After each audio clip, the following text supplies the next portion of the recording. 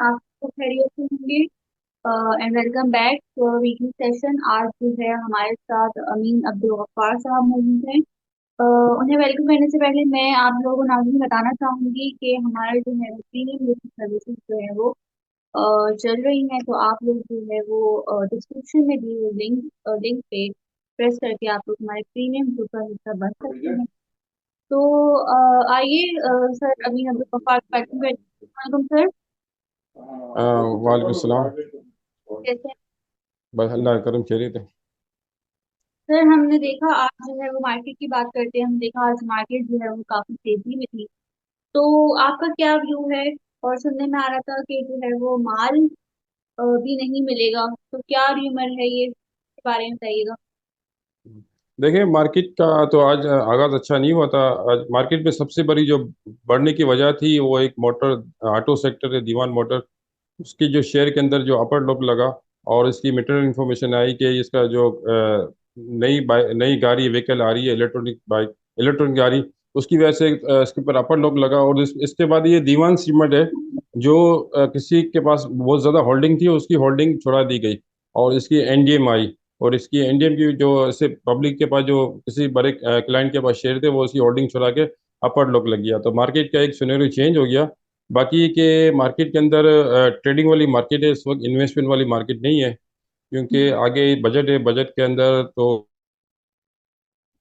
Buying करते फिर दोबारा फंस जाते हैं। तो ये कि मार्केट तो अपने आप को मौका भी देती है, आपको प्रॉफिट भी देती है, लॉस भी कराती है। जहाँ आपकी जहाँ आपको शोर लगे कि यहाँ अच्छा प्रॉफिट हो रहा है तो वहाँ प्रॉफिट कर ले, वरना फिर अदरवाइज ये होता है कि फिर आदमी लॉस की तरफ जाता है। हमारे मार्केट तो सही है। आज का दिन तो बहुत अच्छा हुआ मार्केट के लिए और वॉल्यूम भी बहुत अच्छे हुए। और काफ़ी अच्छे जो काफ़ी स्टॉक है जो उनके शेयर अपर लो के बन रहे। खास करके जो पेंडी स्टॉक डिफॉल्टर कंपनियां थी, वो उसके अंदर अपर लोग लग गया। तो कहूंगी कि ऑटो सेक्टर में स्पेशली गैस, इसको क्या हाँ, एक्यूमुलेट करना चाहिए? नहीं, ये आज तो गेल का डाउन लोग लगा। लेने वाली ना लेने वाली बात तो खैर ये तो बड़ा मुश्किल है इसका जवाब देना। क्योंकि शेयरों में तो ऐसा होता है कि अगर कोई ज़्यादा आवर लिमिट बाइंग कर लेता है तो उसको फिर डाउन लोग लग जाता है। अब ये यहाँ लोगों की वर्थ देखी जाती है कि किस लोगों ने कितने वर्थ पे बाइंग की है। जैसे कि दीवान सीमेंट की आपको मैंने बताया कि दीवान सीमेंट लोगों ने बाइंग कर ली थी, तो उनसे एनडीएम करके माल छुड़ा दिया गया और उनसे माल ले लिया गया। बल्कि 9, 9:30 में 9:40 के अंदर इनसे माल ले लिया गया। और फिर देखें 11, 11, 10, 12 पे आपका लॉक लग गया। तो ये इस हम्म। किस्म की मार्केट है। यहाँ अगर आप ओवर लिमिट काम करते हैं या फिर किसी गलत डायरेक्शन के साथ इन हो जाते हैं तो फिर यहाँ से आपको निकलना बड़ा मुश्किल होता है, अदरवाइज लॉस ही होता है। तो ये तो सवाल जवाब बड़ा मुश्किल है। बाकी ये कि आप फंडामेंटल देखें, बल्कि ये करें कि बजट के बाद नया पोर्टफोलियो बनाए, इसके बाद ही काम करें तो बेहतर है। सही। सर डीएफएमएल की मैं बात करूंगी। दीवान फारूक मोटर्स में हमने आज देखा कि लोअर लॉक लगा। पहले इसमें 38.38 पर इसमें लोअर लॉक लगा था। फिर मार्केट क्लोज होने से पहले जो है वो इसमें अपर लॉक लगा 44.73 जो है वो इसमें देखिए, अपर लॉक। दीवान मोटर का जो कल ही जो मटेरियल इन्फॉर्मेशन आई थी कि वो अपनी अथोराइज कैपिटल भरा रहा है, तो उसके हिसाब से कल भी लोड लगा और आज भी लगा। आज भी तकरीबन लगने वाला था। और उसके बाद एक और इन्फॉर्मेशन आई कि दीवान मोटर के पास जो इसकी तकरीबन 1.25 अरब की लोन है, वो लोन जो नए शेयर इशू करेगा इसमें एडजस्ट कर लेगा। तो ये एक अच्छी साइन है, क्योंकि जो कंपनी की अगर लोन खत्म हो जाती है तो कंपनी को ये होता है कि जो भी प्रॉफिट करता है वो पब्लिक को डिवाइड करता है। वरना फिर बैंकों को आदमी 22% वैसे भी मार्कअप है, तो वो मार्कअप वगैरह से जान छूट के आदमी फिर पब्लिक में डिविडेंड वगैरह देता है या फिर अपना और बिजनेस बढ़ाता है। तो बैंकों से जो कंपनी निकल जाती है उसकी वर्थ बहुत अच्छी हो जाती है। और इसके अलावा दीवान में एक और भी डिटेल इन्फॉर्मेशन आई कि दीवान इलेक्ट्रॉनिक कार बना रहा है, व्हीकल बना रहा है, 4 व्हील। तो उसकी 200 किलोमीटर 2 आवर। तो वो बहुत अच्छी, मतलब एक गाड़ी है और चीप प्राइस में है। तो इसकी वजह से भी इसमें अपर लॉक लग गया। और और दूसरा जो इसके अंदर का इंटरनल जो मसला था कि दीवान मोटर के पास दीवान सीमेंट के पास दीवान मोटर के 65% होल्डिंग है। तो लोगों ने इसको इसको पकड़ लिया था बड़ी बेच की छोटी आइटम को। मगर वो संभाल नहीं सकते थे, तो फिर इन लोगों ने मार्केट में एनडीएम कर दिया। जो लेवरेज के अंदर पड़े हुए थे तो किसी और ने ले लिया। तो इसके बाद वो भी मसला हल हो गया। फिर एक अच्छी रिपोर्ट आ गई और फिर मार्केट अपर लोग लग गए। तो ये मार्केट में यही होता है कि जब कच्चे लोग होते हैं या जिनके पास लेवरेज में काम करते हैं, वो इनको कमाने नहीं देते। उनको एक चांस देते हैं, मगर वो कहीं ना कहीं इनको घेर लेते हैं। तो यही हुआ कि इनसे सस्ते शेयर ले लिए दीवान सीमेंट के। इसके बाद अच्छी मटेरियल इन्फॉर्मेशन आ गई, और दीवान मोटर ऊपर लॉक लग गया और दीवान सीमेंट ऊपर लॉक लग गया। तो ये मार्केटिंग गेम में ये हमेशा ये होता है, ये कोई नई चीज नहीं है। बजट में जो ग्रैंड टैक्स की वगैरह की बात जो चल रही थी, उसके बारे में उनका एक जो है वो एक, एक शो भी था, उनका जो है वो कि ऐसी कोई। नहीं, बजट में गेन टैक्स की बात तो आ रही है कि गेन टैक्स वगैरह में 5% इजाफा होगा। फाइलर का और नॉन फाइलर का भी इजाफा होगा। जैसे नॉन फाइलर का 30% है, 35% होगा। और फाइलर का 15% है, वो 20% होगा। ये तो एक रूमर खड़ी हुई है, इसकी कल तस्दीक की थी कामरान खान ने कि वैसी कोई बात है नहीं, मार्केट के अंदर रूमर चली हुई है। और बजट से पहले हमेशा ये होता है कि मार्केट के अंदर रूमरें बहुत सारी चलती है। हो सकता है कि गवर्नमेंट खुद छोड़ती हो, ताकि ये देखें कि क्या इसके असर आते हैं। जैसे कि गैन टैक्स की बात गवर्नमेंट ने किसी के छोड़ दी कि भाई गैन टैक्स बढ़ा देंगे, तो मार्केट अब सर्वाइव कर सकती है, नहीं कर सकती। तो मार्केट ने सर्वाइव नहीं किया, फिर लोगों ने अपनी तजवीज़ वापस ले ली। अब और कोई देखेंगे तजवीज़। तो ये एक किस्म का एक इशू छोड़ा जाता है, ताकि मार्केट का वेट देखा जाए, कितना वेट है मार्केट का, और मार्केट के अंदर लोगों को कितनी ताकत है।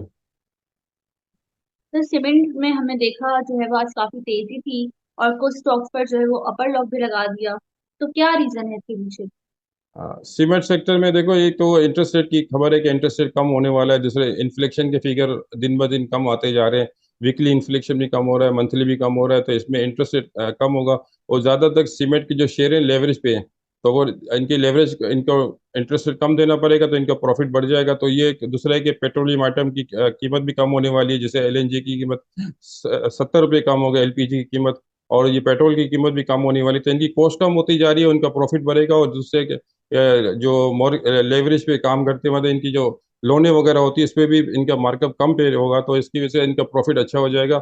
और फिर दोबारा वो अपनी असली असली हालत में आ जाएंगे कि अच्छी सेल होगी, और अच्छी कॉस्ट भी कम होगी, और इस पे मार्कअप भी कम होगा और खर्चा भी कम होगा। फिर ये कि पे आउट वाले शेयर हो जाते हैं, इनका अच्छा डिविडेंड आता है। जैसे कि फौजी सीमेंट आज वॉल्यूम के अंदर था, इससे पहले भी 40 के करीब फौजी सीमेंट काम करता था। जब ये इंटरेस्ट रेट बढ़ गया, तो इसकी 10 रुपए के अंदर प्राइस कम चले गए। अब ये दोबारा एक्सपेक्ट किया जा रहा है कि 40 रुपए दोबारा हो जाएंगे, क्योंकि वो डिविडेंड वाले शेयर हो जाएंगे। हम्म। ठीक। सर, SNGP के बारे में बताइएगा कि SNGP की कब अब जो है वो दोबारा बारी है कि कब इसमें जो है वो बाइंग बनेगी, और इसकी सपोर्ट कहाँ पर है? देखिए, सी नॉर्दर्न की बात करिए ना। जी जी। सी नॉर्दर्न का तो इनसे LNG से माहिदा हुआ था, कतर से। अब वो उस वक्त तो जो LNG की काफ़ी रेट बढ़ गए थे दुनिया के अंदर। जब गर्मियाँ होती है तो रेट कम हो जाते हैं। अब गवर्नमेंट लगता है इस पे कोई तवज्जो नहीं दे रही, क्योंकि जो हम IMF के प्रोग्राम के अंदर शामिल है, तो IMF की जो कंडीशन है कि आप अपना रिजर्व बढ़ाएं और अपना खर्चे कम करें, और दूसरा तरक्याती काम में बजट में कटौती करें। तो ये सारे जो होते हैं इसमें, जो मेन जो मुल्क के जो पब्लिक के मुफाद में जो प्रोजेक्ट होते हैं वो रुक जाते हैं। अभी LNG के देखें, अब कहीं भी कोई ऐसी न्यूज़ नहीं आ रही। हालांकि ये बहुत अच्छा मौका है कि LNG के दुनिया में रेट कम हुए, मगर हमने पहले से इतने महंगे में माहिदे कर लिए हैं। हम्म।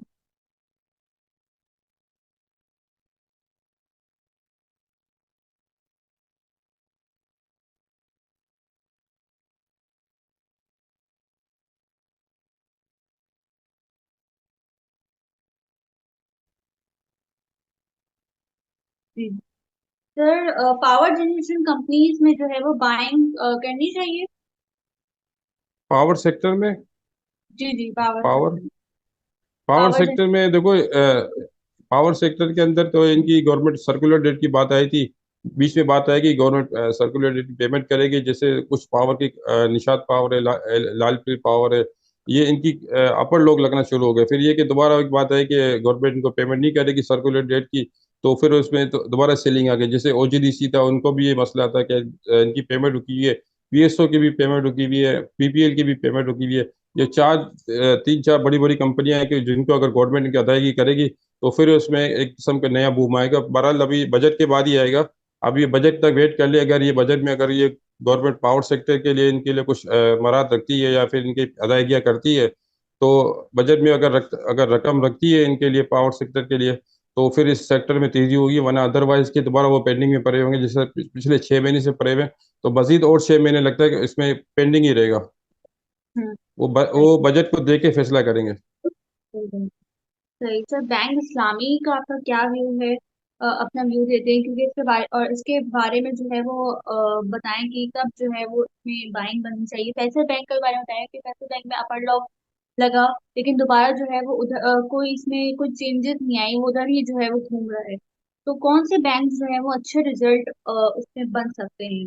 उम्मीद है देखिए, अच्छे रिजल्ट। बैंकों की क्लोजिंग तो हो गई है दिसंबर में, मगर ये कि बैंकों के पास पोर्टफोलियो बहुत अच्छा हो गया है। बैंकों ने जो स्टॉक मार्केट में बाइंग किए, खास करके ऑयल मार्केट के शेयर लिए हुए हैं, सीमेंट के शेयर लिए हुए हैं, तो इनके जो प्राइस बढ़ते हैं, इनका पोर्टफोलियो बढ़ता जा रहा है। बाकी फैसल बैंक ने आज दूसरी कंट्री के अंदर इन्वेस्टमेंट की थी, उसने वो वहां से सेल करके जो अमाउंट होगी या अपने बैंक के अंदर शामिल करेगी, बिजनेस के अंदर शामिल करेगी।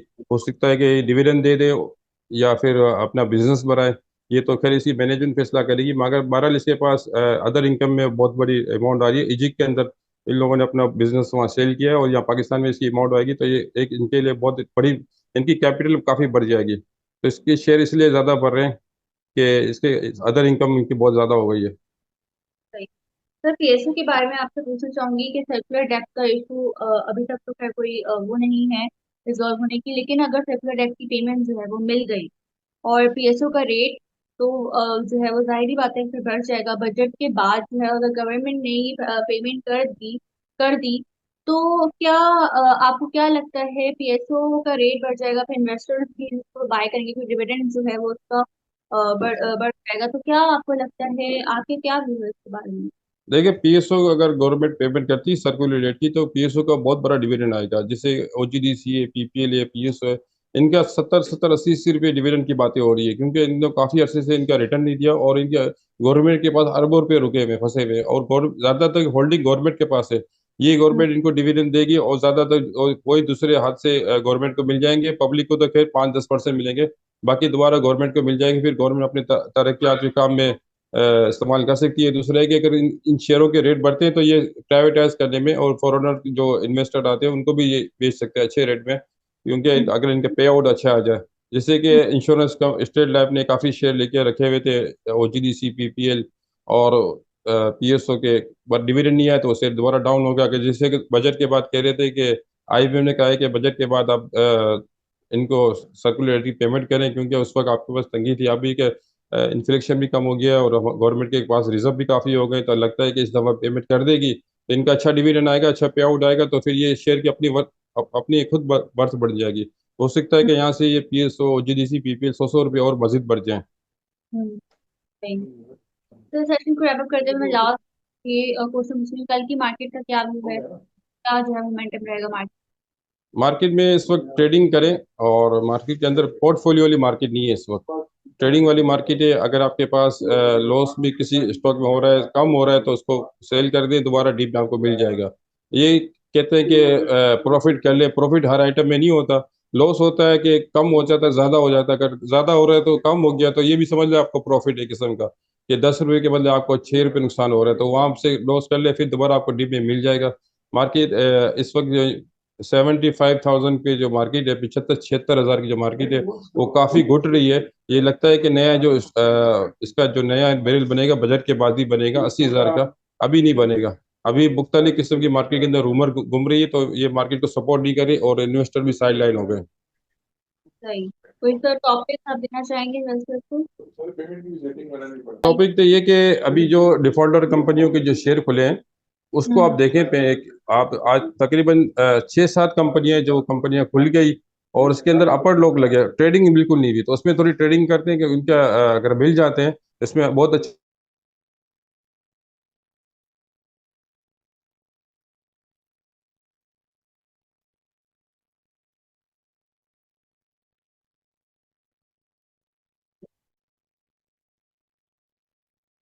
बाइंग थी। जो डिलीवरी उठा नहीं सकता था, लेवरेज पे था, वो निकल गया है, तो अब लगता है कि इसका नया रेट आएगा यहाँ से। सही।